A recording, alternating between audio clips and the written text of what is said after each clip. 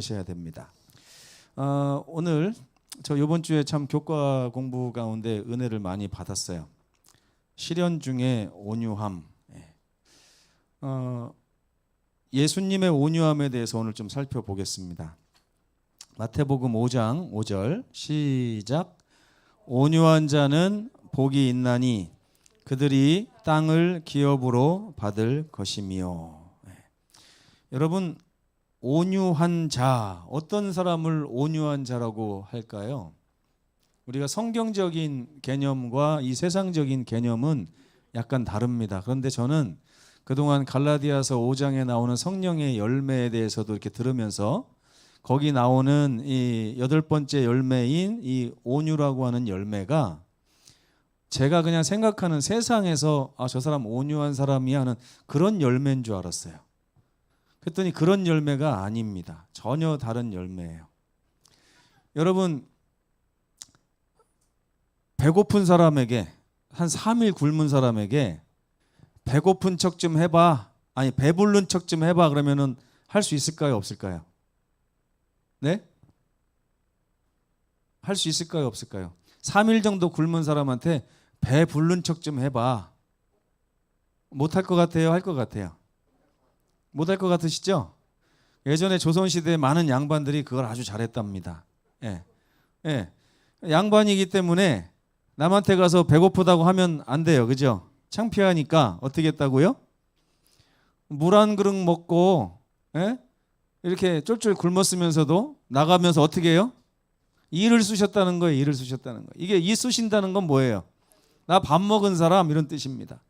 근데 우리가 생각하는 이 온유라고 하는 개념은 밖에 나가서 우리가 속에 들은 것도 없으면서 먹은 척하는 이런 온유가 아니에요. 그렇죠? 우리가 지난주에 저희 집사람하고 저하고 계속 이제 말씀의 은혜를 이게 나누는 삶을 좀 살았습니다. 어떻게 나누느냐? 저희 집사람하고 저하고 대화하다가 좀 이렇게 뭐가 톤이 올라가려고 하면 제가 스스로 뭐라 그래요? 나 온유한 사람 돼야지. 온유한 사람.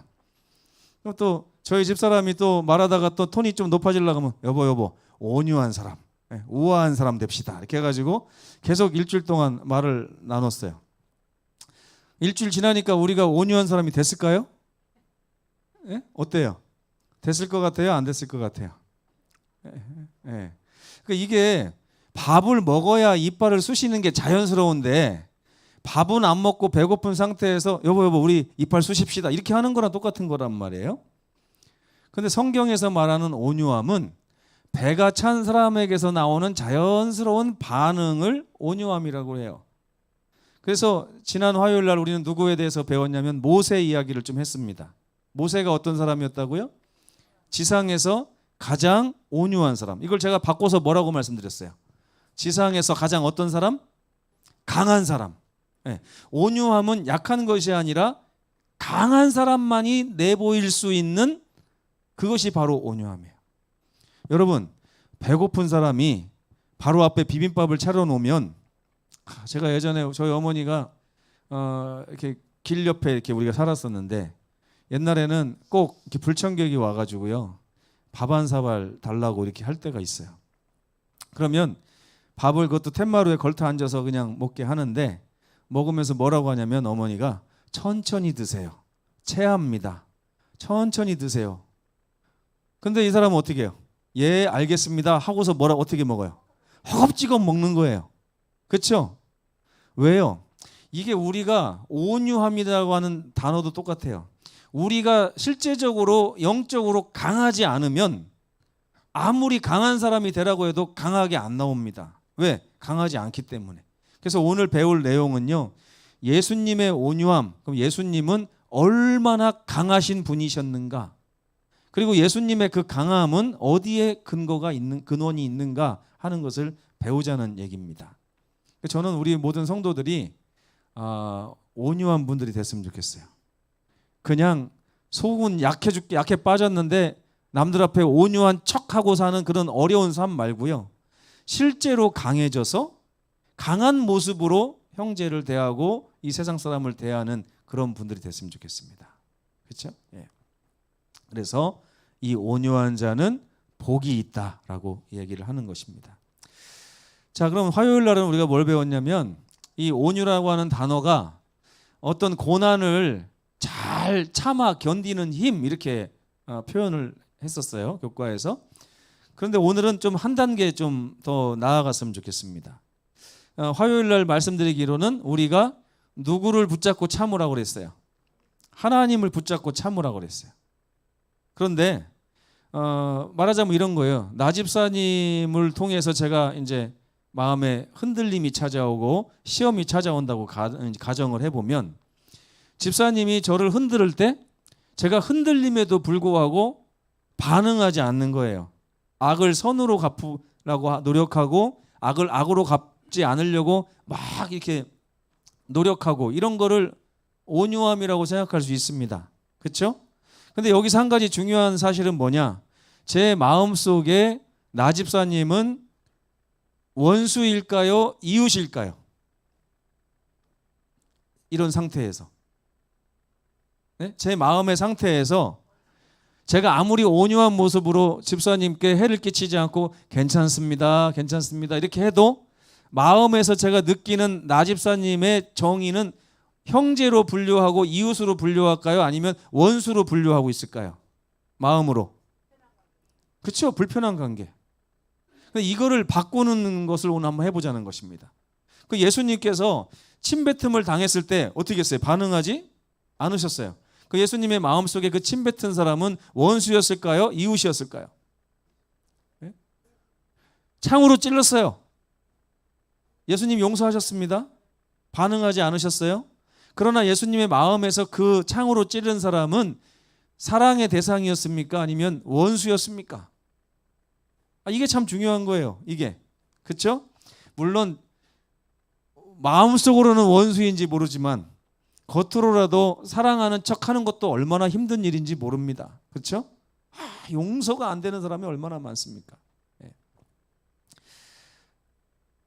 예수님께서는 형제를 사랑하라고 하지 않고요. 원수를 사랑하라고 했습니다.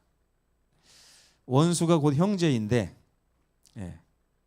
왜냐하면 형제가 갑자기 원수가 되기 때문에 그렇습니다. 원수가 따로 있나요?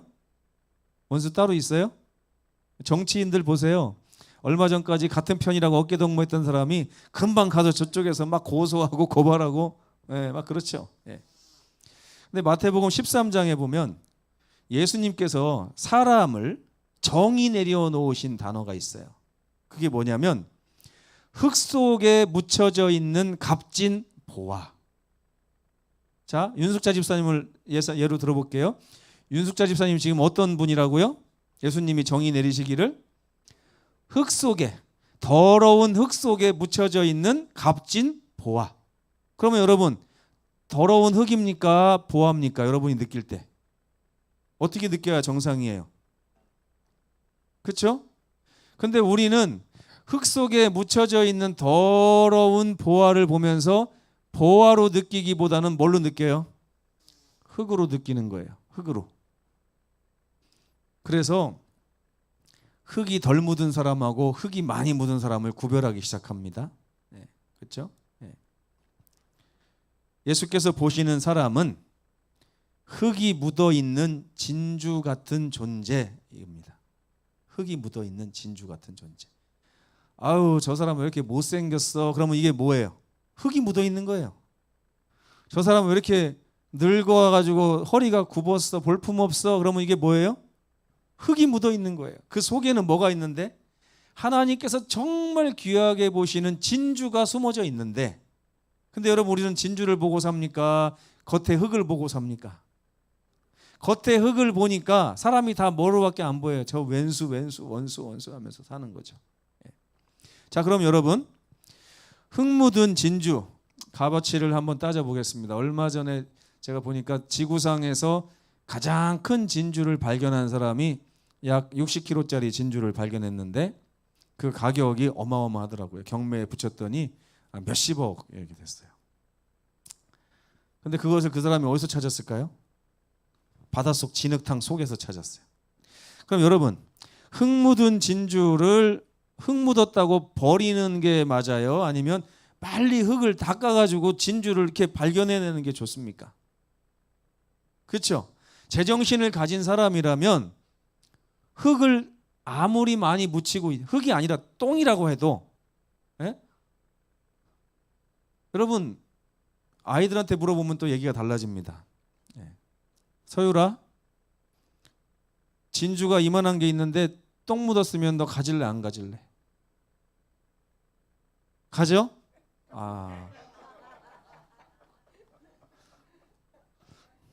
그러니까 이 앞에 앉아 있겠죠. 그 안 가진다는 애들은 다 저기 잠옷반에 들어가 있습니다.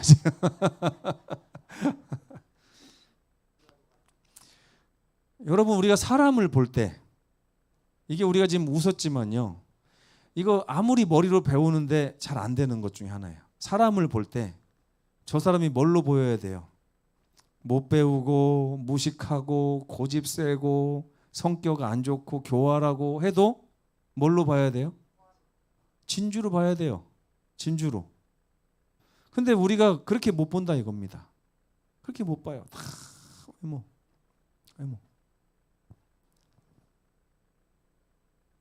옛날에 어떤 여자가 남자랑 결혼을 했답니다. 했는데 딱 3개월 살더니 이혼하자고 하더래요. 남자가 깜짝 놀랐어요. 아니 왜 아무 이유가 없어요. 너무 사랑하고 사랑하는데 그래서 왜 그러냐 그랬더니 나는 당신한테 복수하려고 결혼했대요. 그게 무슨 말이냐. 초등학교 때 같은 반이었는데 맨날 못생겼다고 얼마나 구박을 했는지 내가 사람 취급을 안 했대요. 그 남자가. 그래서 이 여자가 성형수술을 한 거예요. 성형수술을 해가지고 이 남자하고 결혼을 한 겁니다.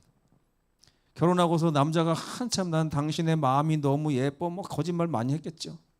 근데 3개월 딱 지나자마자 이혼하면서 나는 그 초등학교의 기억을 잊을 수가 없다. 너는 어떻게 사람의 외모를 보면서 그렇게 사람을 나락으로 빠뜨릴 수 있느냐. 내 껍데기 바꿨다고 어떻게 나를 이렇게 사랑할 수 있느냐 하면서 복수를 했다는 얘기입니다. 그러면서 예수님 뭐라고 하셨는지 아세요?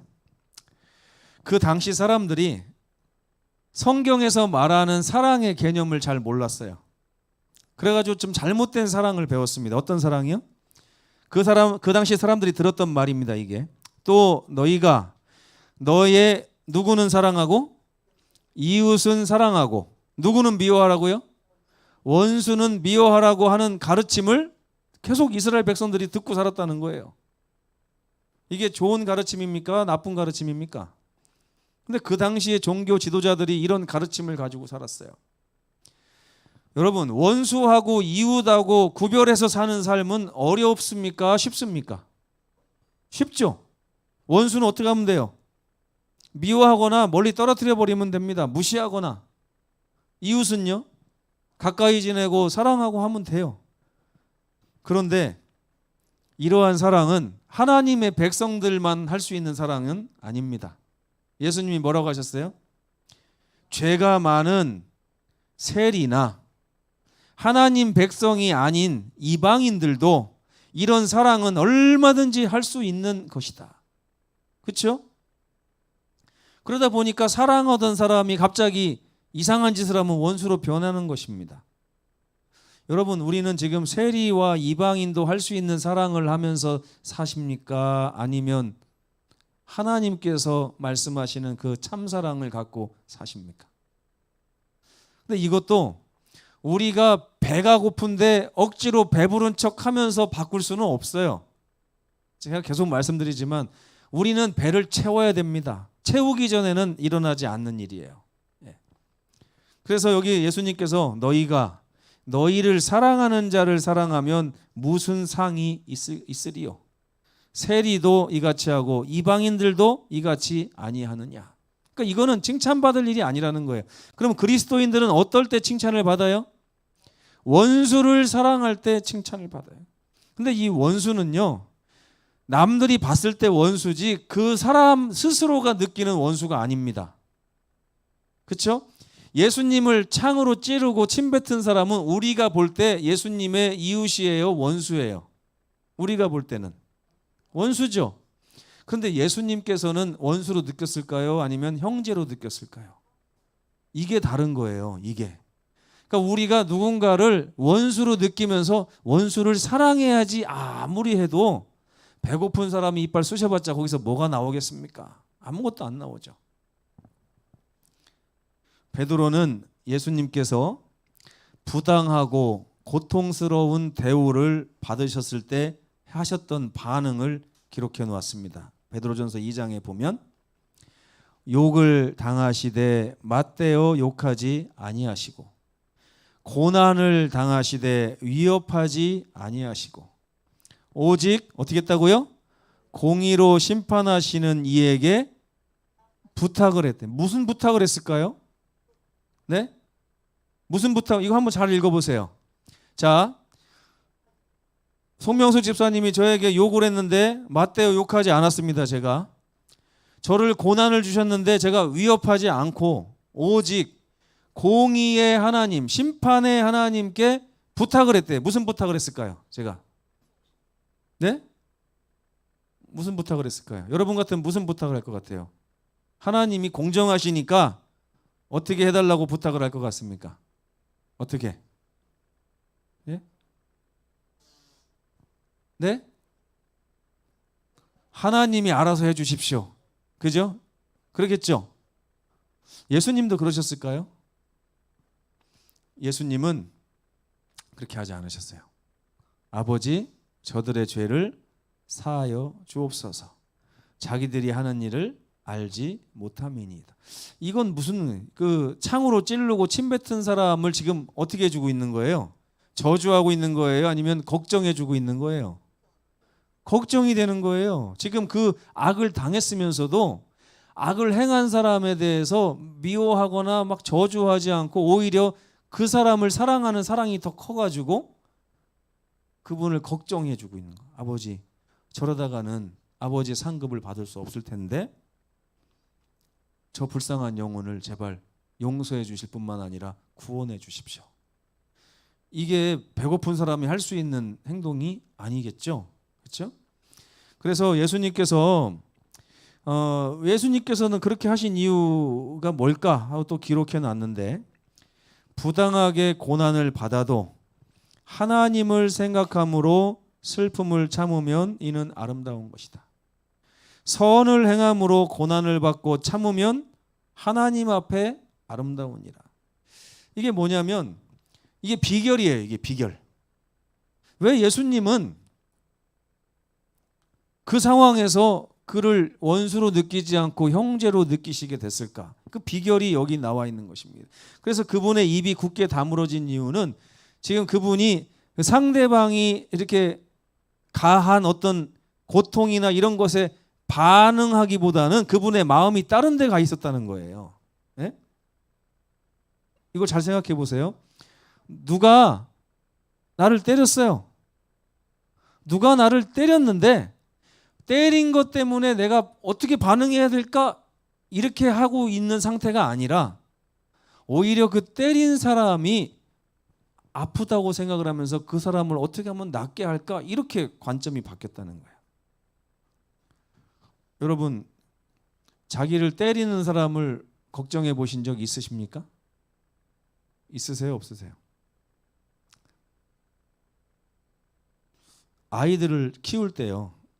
해보니까 이 녀석들이 뭐 아프면은요 아빠를 좀 때려요. 옛날에 보면 아프단 말이야 막 때려 이렇게. 그리고 또 아빠 미워 하면서 막 때려요. 그러면 제가 딱 맞다가 이 녀석이 이렇게 하는 게 아니라 오히려 그 아픈 아이 때문에 더 마음이 안쓰러워요. 맞는 게 지금 신경 쓰이는 게 아니에요. 맞는 게. 그렇죠? 맞아서 신경 쓰이는 게 아니라 왜 이런 행동을 할까 그러면서 그 아이를 걱정하는 마음이 더 앞서 있는 거예요. 그러니까 그 아이의 행동에 대해서 제 입이 열립니까? 닫혀져 있습니까? 너 아빠 때리면 돼? 안 돼? 이런 말 해요? 안 해요? 네가 감히 아빠를 때려? 이런 말 해요? 안 해요? 할 수가 없어요. 그래서 예수님의 입이 그렇게 닫혀져 있는 거예요. 왜? 예수님은 창으로 찔리는 거, 침뱉음을 당하는 거, 지금 이게 중요한 게 아니에요. 이 모든 고장나고 죄에 물들어서 죽어가고 있는 영혼들을, 백성들을 어떻게 살릴 수 있을까? 내가 이 길을 가서 대속을 해야지. 이제 이런 관심을 갖고 있었기 때문에 그런 거예요. 관심이 다른 데 가 있는 것입니다. 많은 이들이 자존감이 낮습니다. 자존감이 낮으면 어떻게 되는지 아세요? 아이들은 누가 사탕 하나만 뺏어가도 막 요동을 칩니다. 자존감이 낮아서 그래요. 어른이 되면, 아니 학생이 되면 누가 5만 원만 꿔가서 안 갚아도 막 요동을 칩니다. 어른이 되면 뭐 몇백만 원 가지고 사람을 죽이니 살리니 해요. 자존감이 낮으면 그렇습니다. 자존감이 낮으면. 그런데 이 온유함의 비밀이 있습니다. 온유함의 비밀 뭔지 아십니까? 자존감을 높이는 거예요. 누구 안에서? 우리 하나님 안에서. 그래서 이 다윗이 이렇게 말했습니다. 오직 그만이 나의 반석이시요, 오직 그만이 나의 구원이시요, 오직 그만이 나의 요새이시니 그 덕분에 나는 흔들리거나 요동하지 않습니다. 네, 이게 온유함의 비결이에요. 여러분, 온유함 관심 없으신 분들이 좀 있으신 것 같은데요. 예. 관심을 좀 가지십시오. 예. 제가 가만히 보니까 이거는요, 그리스도인들의 무기이기도 합니다. 무기. 이 높은 자존감, 그리스도 안에서 누리는 높은 자존감. 웬만큼 우리를 때리거나 웬만큼 침뱉거나 웬만큼 비방하거나 손해를 끼쳐도 요동하지 않아요. 왜 요동하지 않습니까? 그리스도인들은 그걸 보고 살고 있지 않기 때문에 그렇습니다. 뭘 보고 살아요? 그 사람을 흙 속에 있는 진주로 바라보고, 이 진주를 빨리 닦아서, 진주를 딱 찾아가지고 가져오면서 어이 더러워 죽겠네 이렇게 하는 사람 있어요? 없습니다. 뭐라고 그래요? 흙 묻은 진주를 딱 가졌으면서 뭐라고 해요? 진주다 이러죠. 그죠? 여러분, 산삼을 캐는 신만이가 흙 묻은 더러운 땅에 산삼이 자랐다고 아유 이건 못 캐겠네 이럽니까? 아니에요. 그걸 캐가지고 딱 들면서 뭐라고 그래요? 어우 더러워 죽겠네 그럽니까? 신봤다 그러잖아요. 신봤다 그래요. 여러분, 우리가 다른 영혼들을 바라보는 시선이 이렇게 바뀌면요, 그들이 나에게 하는 이상한 행동들, 연약함에서 나오는 행동들을 맞이할 때 내 반응이 온유함으로 나갑니다. 배부른 사람은 이렇게 돼요. 제가 화요일 날도 말씀드렸어요. 이거 정치인들 여기 갖다 놓고 서울대 나온 사람 갖다 놔도 이거 이해하는 사람 많이 없어요. 이게 너무 하나님이 주신 지식은 기이해서 이 세상의 가치관으로 여기서 이 얘기를 아무리 해봤자 세상 사람들이 그게 뭐가 중요해? 이렇게 얘기하죠. 근데 성경은요, 이걸 굉장히 가치 있는 것으로 봅니다. 굉장히. 그래서 제가 하늘나라 갈 때 우리가 뭘 가져갑니까? 품성이라고 얘기하죠. 그 품성이 다름 아닌 온유함이더라고요. 다른 품성이 아니라 이 품성의 완성이 온유예요, 보니까. 그래서 예수님께서 우리에게 가르쳐 주실 게 얼마나 많겠어요, 그죠? 근데 예수님은 마태복음 11장에 수고하고 무거운 짐진 자들아 다 내게로 와라, 내가 너희를 쉬게 하리라 그러면서 두 가지만 말씀하셨어요, 그죠? 나는 온유하고 겸손하니 내가 이 두 가지를 너에게 가르쳐 주면 너희가 쉼을 얻을 것이다. 굉장히 고상한 지식입니다. 그래서 이 온유함을 갖춘 사람들은 그리스도 안에서 세상을 바라보는 관점이 다릅니다. 그들은 사랑으로 진주를 바라보면서 살게 돼 있어요. 그렇기 때문에 그 흙 묻은 진주들이 나에게 흙을 묻힐 때 요동하지 않습니다. 이것은 오직 반석이신 주님의 품에서만 찾을 수 있는 고귀한 가치라고 생각을 합니다. 그리고 또 따지고 보면요, 그들이 아무리 우리를 핍박한다 해도 그들의 능력으로 우리를 망칠 수 있어요, 없어요? 하나님이 보호하고 계신데. 그렇죠? 내가 하나님의 손길 안에 살고 있는 한 세상에 아무것도 나를 죽일 수도 없고 핍박할 수도 없습니다. 넘어뜨릴 수도 없어요. 그거는 확실한 거예요. 그렇기 때문에 우리가 흔들릴 필요가 없는 것입니다. 이 마음에 강한 내공이에요. 그래서 이 내공이 있는 분들은 세상의 형제들을, 교회 안의 형제들을 대하는 그 자세가 마치 배고픈 상태에서 이쑤시면서 이렇게 배부른 척하는 그런 온유가 아니에요. 정말 그리스도로 인해서 배가 꽉 차가지고 다른 분들을 볼 때 예수님이 바라보는 관점으로 정말 진주로 보이고 가치 있는 사람으로 보이고 불쌍하게 보고 긍휼의 마음으로 바라보면서 그 사람들을 위해서 예수님처럼 아버지여 저들을 불쌍히 여겨주시고 사해 주시고 저들을 구원해 주옵소서라고 하는 진심 어린 그런 기도가 나올 수 있는 것입니다. 예수님의 온유함을 배우자 하는 것이 오늘의 결론입니다. 우리는 온유함을 통해 죄 속에 갇혀 있는 연약한 하나님의 백성들을 바라볼 수 있어야 합니다. 우리의 이웃을 원수로 바라보고 있는 한 우리에게서는 절대 온유함이 나오지 않습니다. 그 이웃이 진주로 보일 때에만 온유함이 나오는 거예요. 그 온유함을 우리 교회에서 좀 많이 보고 싶습니다. 제가 가만히 말씀을 준비하면서 이렇게 생각해 보니까 내가 살면서 지금까지 50년 동안 진짜 온유한 그리스도인을 얼마나 봤을까 이렇게 생각을 해봤어요. 그랬더니 정말 귀한 거더라고요. 정말 귀한 거예요. 우리가 다른 건 몰라도요, 밥도 안 먹고 있으시는 거하고 진짜 배불러서 있으시는 거 그거 구별 못 하겠습니까? 애들도 해요. 애들도 다 구별할 수 있습니다. 예수께서는 우리에게 이 온유함 또 겸손함을 가르치고 싶어 하십니다. 그러니까 우리가 어떠한 부당한 상황을 만난다 할지라도 하나님께서 우리를 붙들고 계심을 먼저 기억한다면 우리는 일단 요동치 않을 수 있습니다.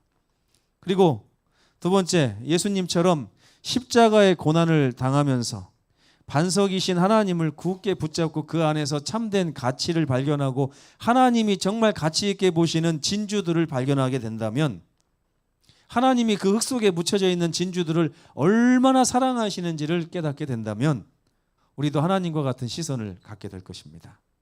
그때 우리가 우리를 찌르는 형제들에게 예수님과 같은 온유한 마음으로 대할 수 있게 된다 생각을 합니다.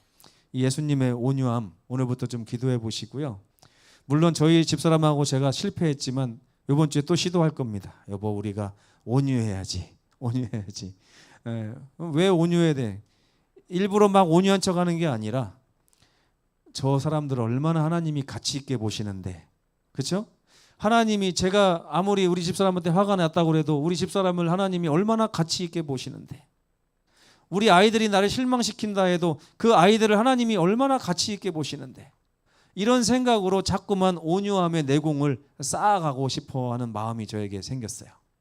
여러분도 함께 동참하시고 예수님을 바라보고 십자가를 바라보면서 우리 형제에 대한 가치를 발견하고 온유한 그런 성도님 되시기를 간절히 바라면서 말씀을 마치겠습니다.